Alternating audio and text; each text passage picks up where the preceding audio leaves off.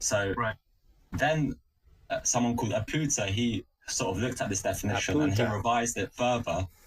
And so in brackets, there's the Universal Declaration of Human Rights to mean human rights. So it's like indexed to this book, which is what we typically believe, human rights at this current moment. So then that got rid of that reductio, where if human rights were to change, then we have the Universal Declaration, yeah. The Universal Declaration of the Rights of Tapeworms and Mites on Your Skin. Yeah. I want to amuse myself by riding my bike through the mountain.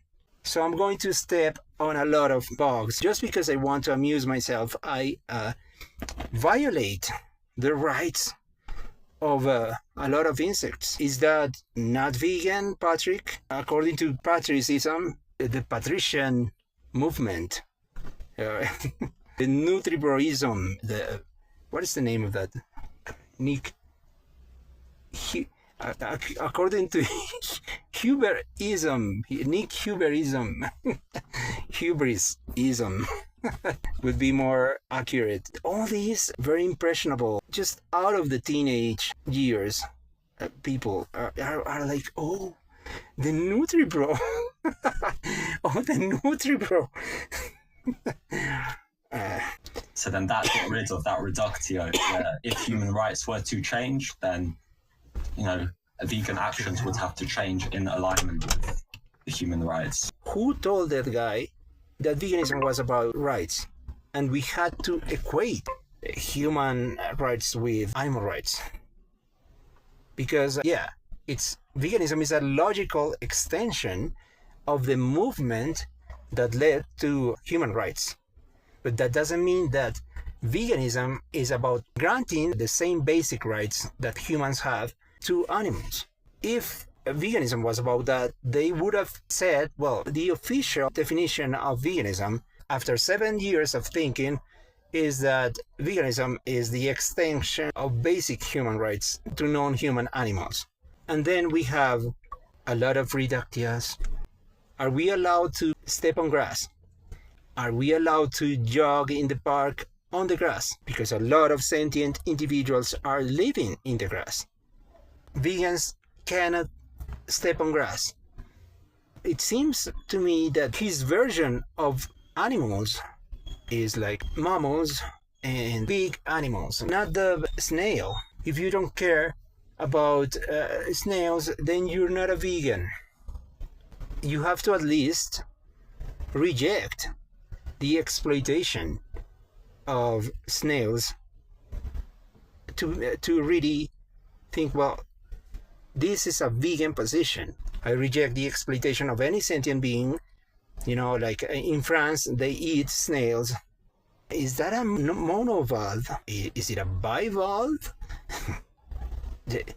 Do they even feel pain? Because it seems to me that it's either about intelligence or pain.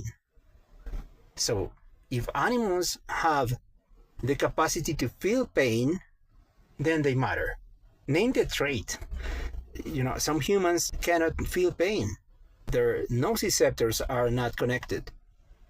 Sentience is not the ability to feel pain. Sentience is the ability to have subjective experiences. And if it is about pain, even Richard Dawkins said, well, maybe insects have more capacity to feel pain than humans. They need it more. As soon as something is going to smash them, they need to be more aware of their surroundings. Is there a danger here, though, that the definition is just being tweaked too much and being overcomplicated, and we should, maybe we have... Do you know who said that to him? I did. I said that to him. I said that to George Martin. No, the definition has to be a simple definition. I wrote it in a long comment, if I'm not wrong about that. But I said that to him. And now he's pretending that he thinks that way a long time ago. Like, oh, But isn't a definition of a movement cannot be like trade equalized, blah, blah, blah, blah, blah. You know, a mouthful of a definition is useless. If even the person who came up with the definition doesn't remember what he came up with, human rights transposed to the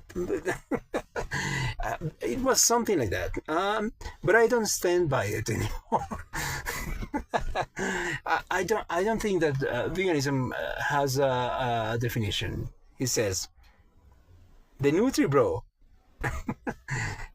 Look, I do agree definitions can change as time goes by. It depends. A principle is not redefined every once in a while, even less if it's a universal principle. A universal ethical principle is no sentient being should be property. Or are we going back to slavery? Because if definitions change, maybe the principle of rejecting slavery can be revoked. Maybe the principle of rejecting slavery was wrong. We should enslave other people.